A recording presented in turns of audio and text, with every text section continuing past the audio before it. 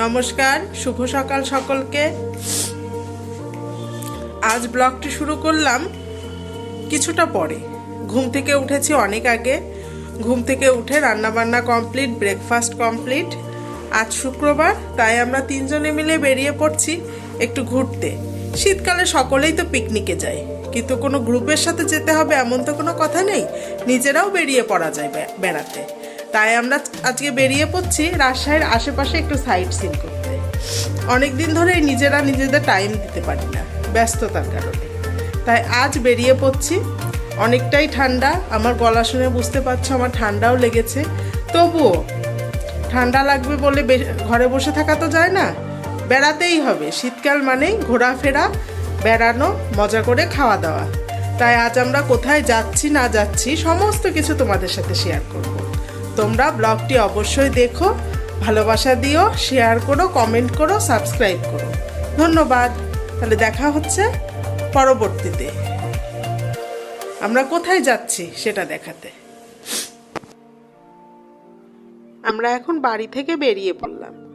বাড়ি থেকে বেরিয়ে রিকশায় উঠে গেছি তিনজনে মিলে। গন্তব্য বাস স্ট্যান্ড। এখানে বিভিন্ন মাধ্যমেই যাওয়া যায়। অনেকে গাড়ি ভাড়া করে যায়, অনেকে অটোতে যায়, কিন্তু আমরা না আজকে বাসটাই চুজ করেছি। কারণ শীতের দিন তো অটোতে যাওয়া, বাতাস লাগবে অনেক, এমনিতেই আমার অনেকটা ঠান্ডা লেগে গেছে। আর এই তিনজনের জন্য আমরা আর গাড়ি ভাড়া করিনি। দেখি একবার বাসে যেতে কিন্তু কোনো অসুবিধাই হলো না। আমরা রিকশায় করে পৌঁছে গেলাম বাস স্ট্যান্ডে। গিয়েই বাস পেয়ে গেলাম, টিকিট কেটে উঠে পড়েছি বাসে। বাসের সিটগুলো ভালোই ছিল। যেতে বেশিক্ষণ লাগবে না তো, মাত্র 1 ঘন্টা লাগবে বাসে। বাস থেকে নেমে তারপর আবার রিক্সা, অটো বা যে মাধ্যমে পার্ক অবধি পৌঁছায়।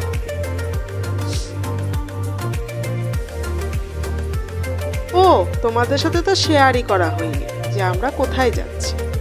আমরা যাচ্ছি গোদাগাড়ি সাফিনা পার্ক। পার্কটি কতদিন হয়েছে আমি জানি না, তবে আমরা প্রথম যাচ্ছি। অনেকের কাছ থেকে শুনেছি এই পার্কটি সম্বন্ধে।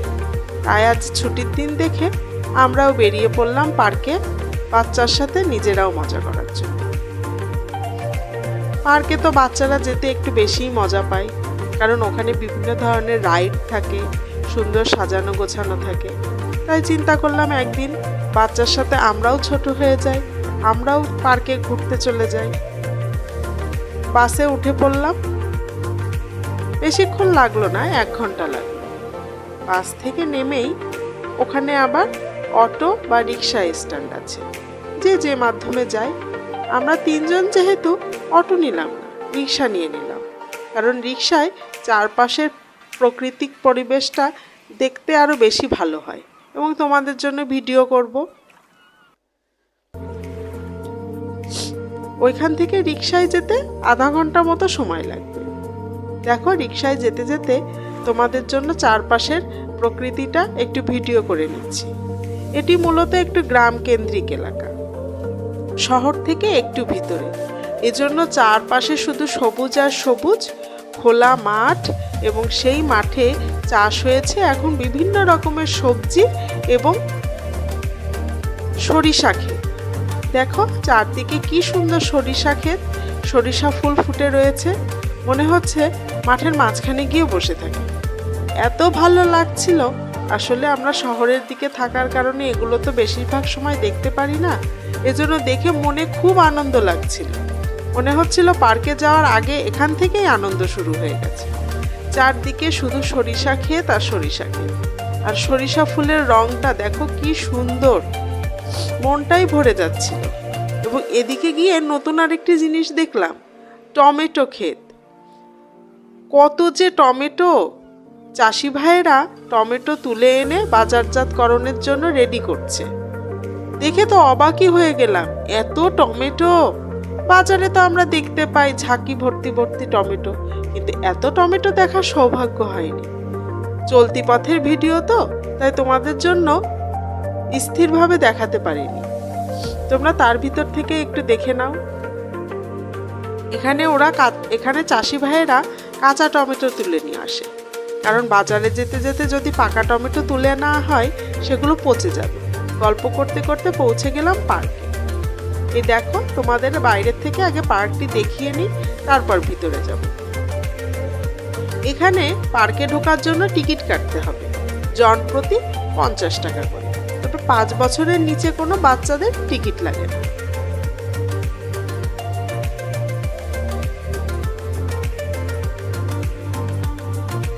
আমরা 3টে টিকিট কেটে নিলাম, কেটে নিয়ে পার্কের ভিতরে ঢুকছি। অনেক মানুষ এসেছে এখানে, অনেকে গাড়ি নিয়ে, অনেকে রিক্সা নিয়ে, অনেকে আমাদের মতো হয়তো বাসে, কিন্তু সবাই এখানে এসে বিশাল মজা করছে। আর শীতকালের ছুটির দিন তো বড় বড় বাস বিভিন্ন রকমের পিকনিক স্পটেও তারা পিকনিক করতে এসেছে দূর দূরান্ত থেকে এখানে।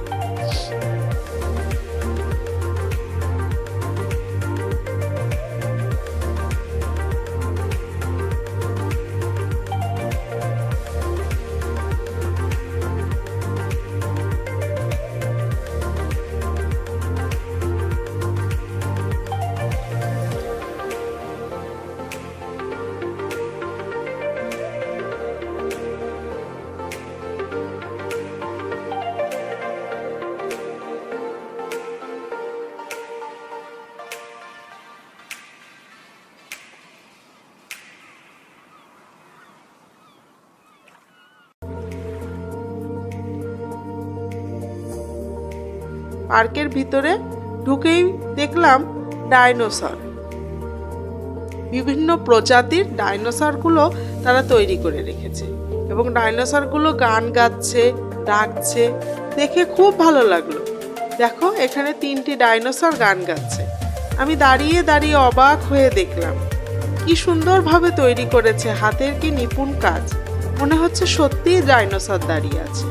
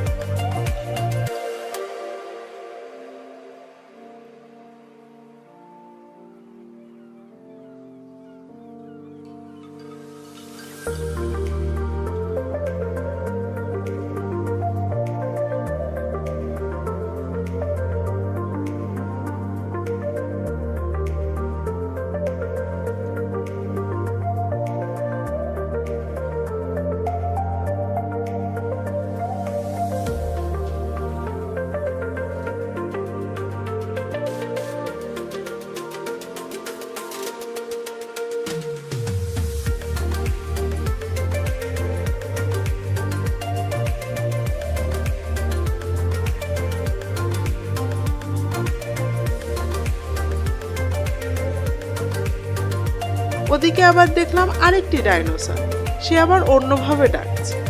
তার পাশ দিয়ে আবার একটু ঝর্ণা তৈরি করা, সেখানে গিয়েও আমরা একটু টুকিটাকি ছবি তুলে নিলাম।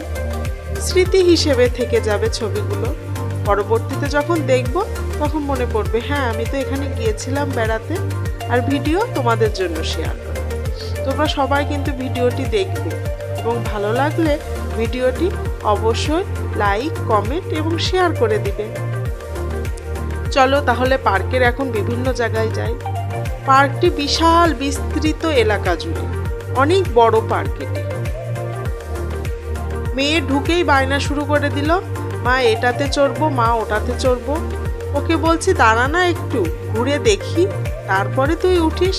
না, সে কোনো কথাই শুনবে না, তার আগে রাইডে চড়তে হবে। বেশ, যা বলবি, তোর জন্যই তো এখানে আসা। ও আর ওর বাবা প্রথমে একটি রাইড চড়ে নিল। তারপর আমরা একটু ঘুরতে বের হলাম পুরো পার্কটি। অনেক বড় পার্ক তো, ঘুরতে একটু সময় লাগবে। আর আমরা যখন এসে পৌঁছেছিলাম তখন পুরো রোদ, 12টার সময় তো, রোদটা পুরো মাথার উপরে পড়ছিল, এজন্য একটু কষ্ট হচ্ছিল। শীতের দিনের এত চড়া রোদ আমাদের শহরের দিকে পাইনি, কিন্তু আজকে এখানে এসে ভাগ্যক্রমে দেখলাম কোনো শীতই নেই, খুব গরম লাগছিল। যাই হোক, আমরা ঘুরে ঘুরে বেড়াচ্ছি পার্কের ভিতরে। বিভিন্ন রকম রাইড আছে এখানে এবং পার্কটি অনেক সুন্দর করে সাজানো। বিভিন্ন ছবি তোলার বুথ তৈরি করা আছে, যে যেভাবে যেখানে দাঁড়িয়ে ছবি তুলছে। বাচ্চারা বিভিন্ন রাইডে চলছে, খুবই মজা লাগছে, সবাই সবার মতো মজা করছে। তাই আমরাও ঘুরে ঘুরে বেড়াচ্ছি। পার্কটি চারদিকে সবুজে ঘেরা, খুব ভালো লাগছে।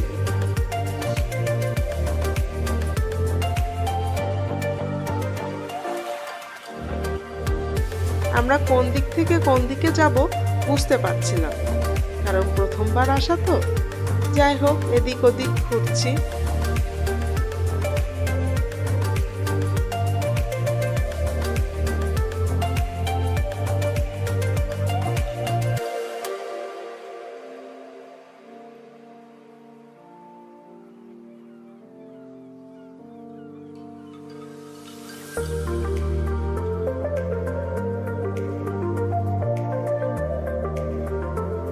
এদিক ওদিক ঘুরতে ঘুরতে আমরা চলে আসলাম একদম শেষ প্রান্তে। এখানে দেখো উড়ন্ত ডাইনোসর। তবে একটা জিনিস বুঝলাম, এই পার্কের ভিতরে বিভিন্ন প্রজাতির ডাইনোসর তৈরি করা আছে। ছোট ছোট বাচ্চারা এগুলো দেখেই বুঝতে পারবে যে এই ডাইনোসর কত রকমের ছিল, কারণ এই ডাইনোসরের গল্প তো শুধু আমরা শুনেছি, কিন্তু সেরকম তো দেখা হয়নি। আজকে পার্কে এসে বিভিন্ন প্রজাতির ডাইনোসরগুলো দেখে নিলাম মেয়ের সাথে সাথে আমরা। এখানে সুন্দর করে সাজানো একটি আলাদা স্পট তৈরি করা। এইখানে ঢোকার জন্য টিকিট লাগবে। আমার হাঁটতে হাঁটতে অনেক কষ্ট হয়ে গিয়েছিল বলে আমি আর যাইনি, বললাম তুমি এবং তোমার বাবা দুজনে মিলে ঘুরে আসো। যাই হোক, ওরা দুজনেই গেল, আমি একটু বসেছিলাম, কারণ ভিডিও তো করতেই হবে তোমাদের জন্য, তোমাদের দেখাবো বলে কথা, তোমাদের নিয়ে এসেছি এত দূরে। তাই বাবা এবং মেয়ে দুইজনে চলে গেল ভিতরে নিজেরা দেখতে এবং তোমাদের জন্য ভিডিও করতে। ভিতরটা অনেক সুন্দর সাজানো ছিল। আমি অবশ্য দেখিনি, আমিও তোমাদের মতো ভিডিওতেই দেখলাম আর মেয়ের মুখে শুনলাম। বিভিন্ন রকম ময়ূর তৈরি করা এবং গাছের সাথে লাভ লাভ ঝুলানো এবং কলার আসন তৈরি করা। আমার মেয়ে আবার ওই কলার আসনে বসে ছবিও তুলেছে, বলছে মা আমি কলা দেবী হয়েছি। শুনে খুব হাসি পেল।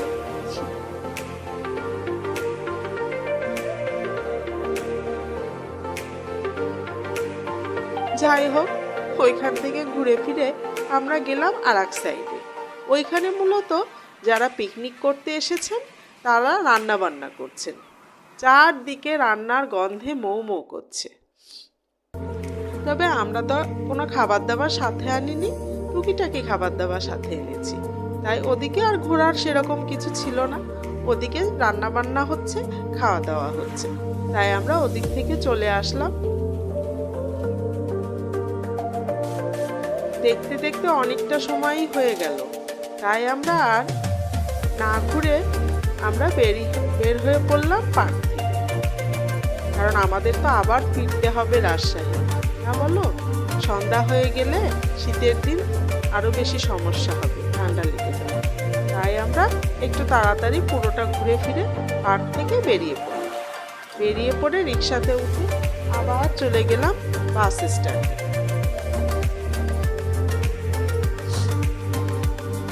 যাই হোক, তোমরা সবাই ভালো থেকো, সুস্থ থেকো এবং ভিডিওটি কেমন লাগলো অবশ্যই কিন্তু আমাদের সাথে শেয়ার করো। এবং ভিডিওটি যদি ভালো লাগে অবশ্যই ভিডিওটি লাইক, কমেন্ট এবং সাবস্ক্রাইব করে দিও। ধন্যবাদ।